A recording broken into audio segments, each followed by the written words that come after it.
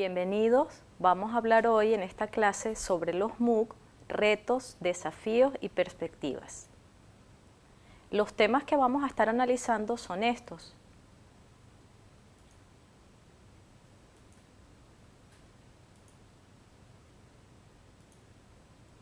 Vamos a comenzar con un recordatorio de la evolución de los medios de comunicación. Y esto es importante porque hay bastantes elementos en común entre lo que ha sido la evolución de los medios de comunicación y la evolución de los medios didácticos. Para esta parte me voy a apoyar en las ideas del sociólogo catalán Manuel Castells. Castells utiliza la metáfora de la galaxia para explicar cómo cada uno de los grandes medios de comunicación ha hecho su aparición en la sociedad. Comencemos con esta línea del tiempo y nos vamos hacia el 1440 con la invención de la imprenta. Dice Castells que esto inicia la galaxia de Gutenberg, es decir, la era de la lengua escrita.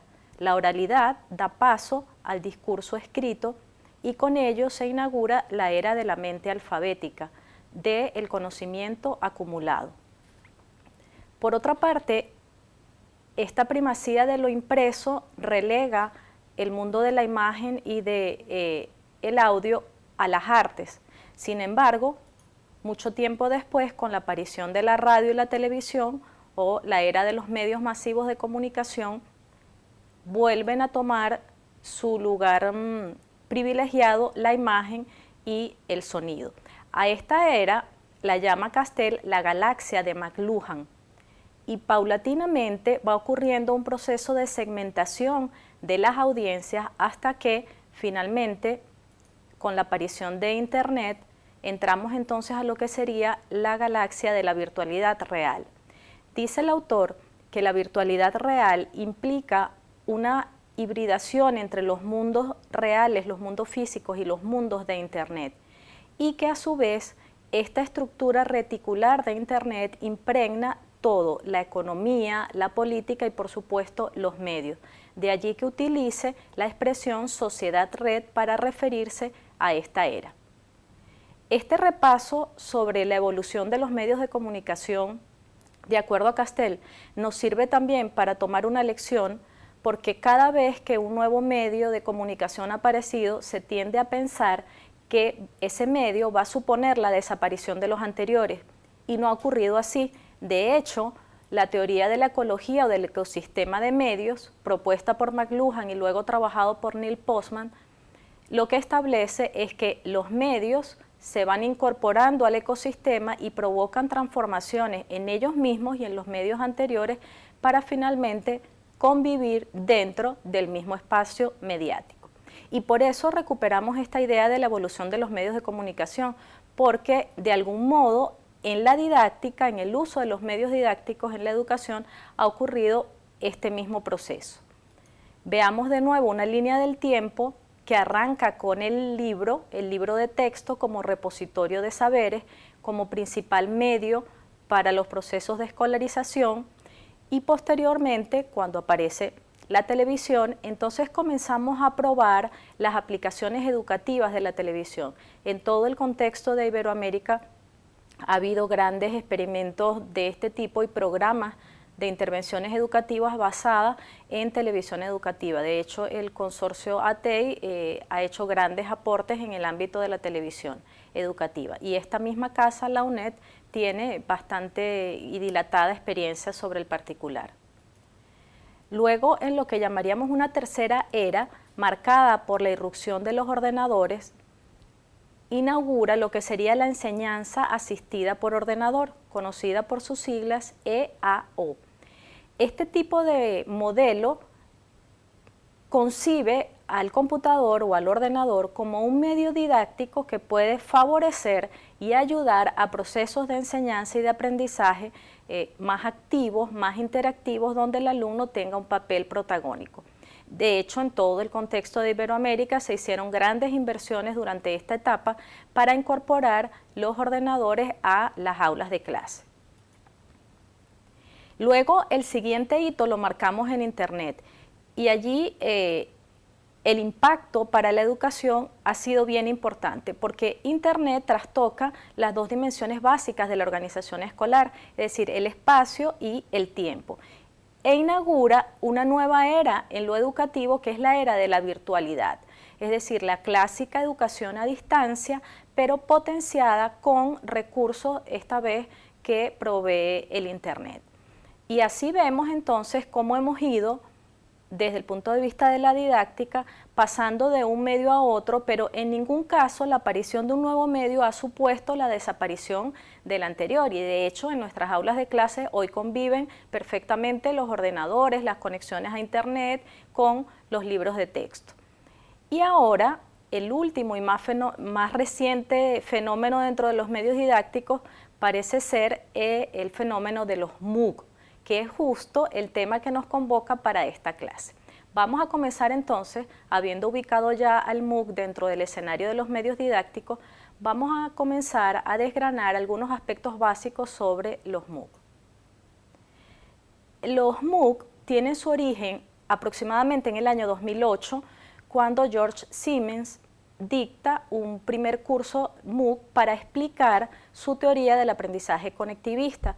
Y este MOOC convoca a unas 2.300 personas, de modo que vemos que ya aparece allí un primer rasgo de MOOC, que es su carácter masivo.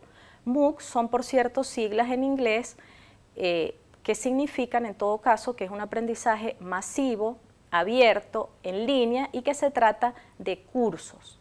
Vamos a ver cada una de estas características. ¿Por qué se dice que los entornos MOOC son masivos?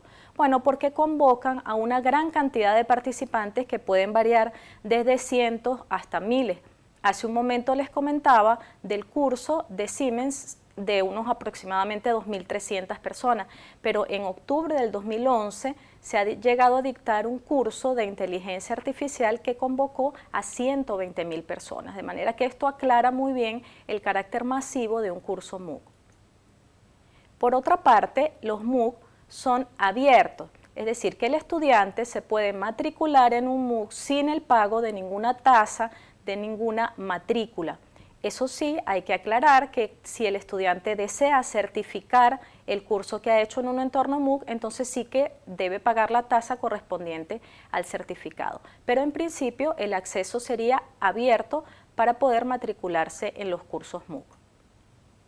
Además, se trata de una enseñanza totalmente online. Estaríamos entonces, desde el punto de vista conceptual, en el área del e-learning, donde no hay presencia física del estudiante para efectos de los procesos de enseñar y aprender, sino que se realiza una mediación totalmente a distancia mediante las plataformas para MOOC.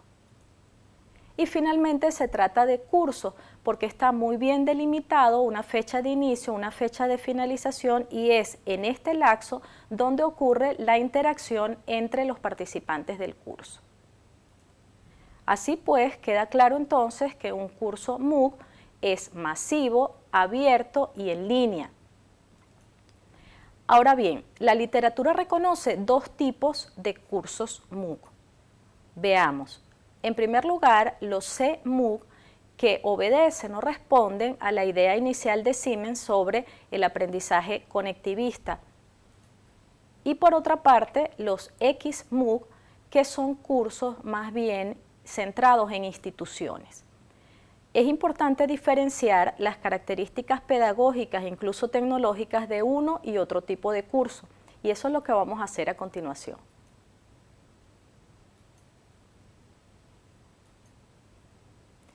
Cuando estamos en entornos de CMOOC, estamos viendo desde el punto de vista pedagógico el aprendizaje como una conexión de nodos de información, y justo esto corresponde a la teoría conectivista de Siemens, quienes conciben que aprender significa formar redes de nodos informativos y cada vez ir enriqueciendo estas redes.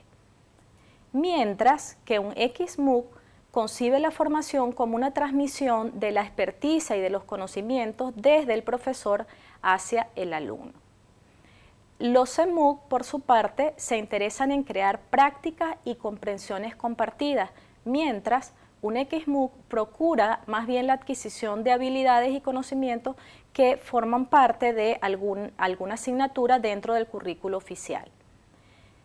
El CMUC busca crear comunidad. De hecho, emplean en muchos casos herramientas de tipo redes sociales, herramientas para trabajo colaborativo, porque le interesa la interacción que ocurre entre las personas como un entorno clave para poder producir estas redes de conocimiento. Por su parte, los XMUC tienden más a buscar la escalabilidad del curso para que sea un modelo rentable en tanto las plataformas soporten cada vez un mayor número de usuarios. Mientras los CMUC emplean plataformas de acceso y licencia abierta, los XMUC por su parte emplean plataformas que son de acceso abierto, es decir, que el alumno no debe pagar por el uso de la plataforma, pero la licencia sí que está restringida. Bueno, y vamos a dar paso ahora a las plataformas sobre las cuales se dictan los MOOC. Hay diversas plataformas. Hay que decir que el mercado de las plataformas básicamente lo controlan las grandes universidades de Estados Unidos y las plataformas más usadas probablemente sean las primeras que ven ustedes allí en esa tabla. edX es la plataforma que corresponde al proyecto de Harvard y del MIT, mientras que Stanford ha lanzado las plataformas Coursera y Udacity. Por parte del contexto de Iberoamérica, el consorcio Universia junto con Telefónica ha potenciado la plataforma Myriada X. Y de allí en adelante aparece otro tipo de plataformas menos usadas y hay que destacar allí el Moodle por ser una plataforma de acceso abierto que incluso ya veníamos usando en muchas universidades para entornos de e-learning o de blended learning.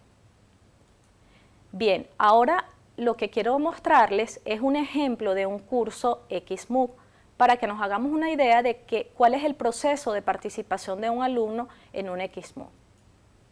Se trata en este caso de un MOOC promovido desde la Universidad de Illinois y que usa la plataforma Coursera. El curso se denomina Ecología del Aprendizaje Virtual y los responsables son los profesores Cope y Mary Calancis de la Universidad de Illinois. Es un curso bastante interesante al que recomiendo que puedan ustedes asistir. El curso tiene unas sesiones específicas de clase, una dedicación en horas semanales y cuando ya el estudiante se ha matriculado de forma gratuita, ingresaría con el botón de ir al curso. Una vez allí, va a encontrarse con algo como esto. De nuevo, fíjense que se identifica el curso, el nombre del curso en inglés es e-Learning Ecologies y a continuación hay una planeación de la actividad educativa a través de las distintas semanas que componen el curso. Cada semana entonces el alumno se conectará y encontrará actividades instruccionales. ¿En qué consisten estas actividades instruccionales? Bueno, pueden ser desde el visionado de un video, tal como lo están haciendo ustedes en este momento con el video MOOC, hasta las lecturas recomendadas por el profesor, el análisis de información y casi siempre incluyen dentro de la plataforma Coursera la participación del estudiante en foros y esta sería entonces la parte de interacción entre pares, la interacción entre todos los estudiantes que componen o que se han matriculado a este MOOC. Los tipos de foros pueden ser foros propuestos por el administrador, como se observa en este ejemplo, o foros que también propongan los propios estudiantes del MOOC. Y así se va cumpliendo el calendario semana tras semana hasta que finalmente el curso llega a su término con la realización de alguna actividad final y si es que el alumno cumple apropiadamente con estas actividades y se certifica, entonces allí sí que debería ser el respectivo pago para obtener el certificado. Ya este ejemplo de MOOC nos permite ir dibujando algunas de las grandes ventajas y por las cuales el MOOC se ha convertido en un fenómeno desde el punto de vista de los medios educativos. Y es que fíjense ustedes que al margen de la distancia, al margen del lugar donde vivas y al margen de tus posibilidades económicas, puedes participar en cursos de grandes universidades con académicos muy reconocidos y muy experimentados a costo cero. Entonces, evidentemente, esto es una gran ventaja que puede ser aprovechada por cualquier estudiante interesado en este tipo de formación. Además, los resultados de las investigaciones van mostrando algunas cosas curiosas. Por ejemplo, que los MOOC son especialmente seguidos por profesionales que ya se encuentran ejerciendo su profesión y que quieren hacer mejoras continuas. Entonces, por eso, estos autores que observan ustedes allí han investigado en el ámbito específico de MOOC y formación profesional continua y han encontrado resultados bastante favorables. ¿Dónde están las desventajas de los MOOC? Bueno, algunos autores critican la ausencia de aprendizaje significativo. Esto es especialmente válido para los XMOOC, donde la concepción pedagógica pareciera ser más la transmisión de conocimientos que la construcción de saberes. Entonces se critica que la calidad de un MOOC no es exactamente la calidad deseada. Por otra parte, un problema bastante reportado en las investigaciones es la alta deserción.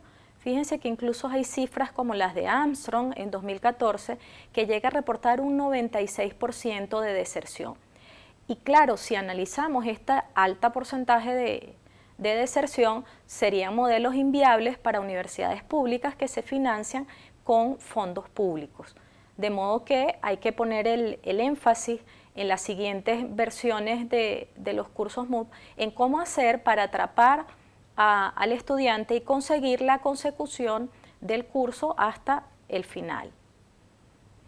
Otro aspecto que está siendo muy criticado en la literatura científica es que los esquemas de evaluación de MOOC o son muy tradicionales o poco efectivos. Básicamente en los MOOC hay dos formas de evaluar: mediante los programas automatizados que corrigen pruebas estándares, y esto es lo que sería un esquema tradicional, o mediante el método de la evaluación por pares. Y en muchos casos se considera que es un método poco efectivo, entre otras cosas porque los pares desde el punto de vista cultural no siempre se conciben a sí mismos con la capacidad de evaluar a otro compañero.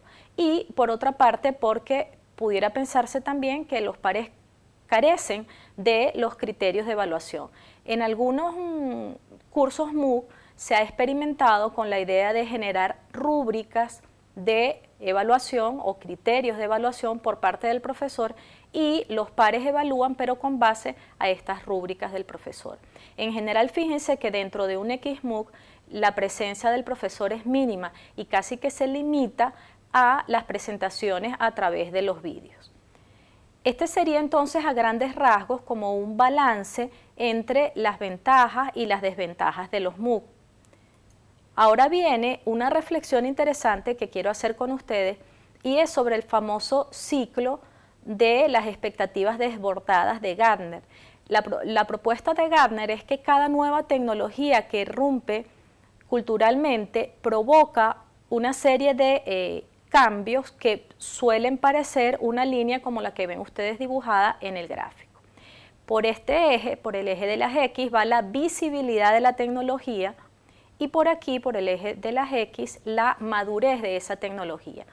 Entonces hay un estadio inicial en el que la tecnología irrumpe cargada de grandes expectativas, probablemente se acompaña de una gran publicidad, y eso genera el pico de expectativas infladas, que es lo que vemos aquí arriba. Empieza entonces un periodo de implementaciones casi masivas, y claro, en la medida en que una tecnología es probada en el campo, comienzan a surgir los problemas, los errores, y allí es donde viene esta curva de descenso, de desilusión. En esta curva es donde puede ocurrir que la tecnología desanime a incluso sus propios productores y sean pocos los que persistan en la idea de que la tecnología sea sostenible. Los que persistan podrán corregir las fallas detectadas en la tecnología, y entonces serán los que transiten de nuevo en la curva hacia la meseta, que sería ya la fase de estabilidad de la tecnología, cuando ya se han superado las expectativas desbordadas y se ha encontrado lo que Fernández consideraba para efectos de los medios didácticos el justiprecio pedagógico. Y traigo a colación este ciclo de Gartner porque fíjense que tecnológicamente en educación nos ocurre un poco lo mismo. Cada vez que hace irrupción un nuevo medio, entonces hay unas expectativas desbordadas sobre ese medio, comienzan las aplicaciones masivas de ese medio didáctico hasta que finalmente el medio encuentra su propio valor dentro del ecosistema de medios. Y la gran pregunta sería si ha ocurrido con el fenómeno MOOC este ciclo de Gartner sobre las expectativas desbordadas. Vamos a verlo a continuación. Este gráfico realmente impresiona porque en cuanto al fenómeno MOOC sí que ha ocurrido y las expectativas han sido altamente desbordadas. Fíjense la pendiente que lleva hacia este punto, el punto más álgido del tema de los MOOC, y este lo sitúa específicamente en noviembre del 2012. En el año 2012, The New York Times considera MOOC el fenómeno del año, de manera que podríamos pensar que estamos en la época de mayor publicidad de este fenómeno. Luego comienzan las implementaciones, las grandes universidades, especialmente del contexto estadounidense, comienzan con una oferta bastante agresiva de una cantidad de cursos MOOC que inunda el mercado.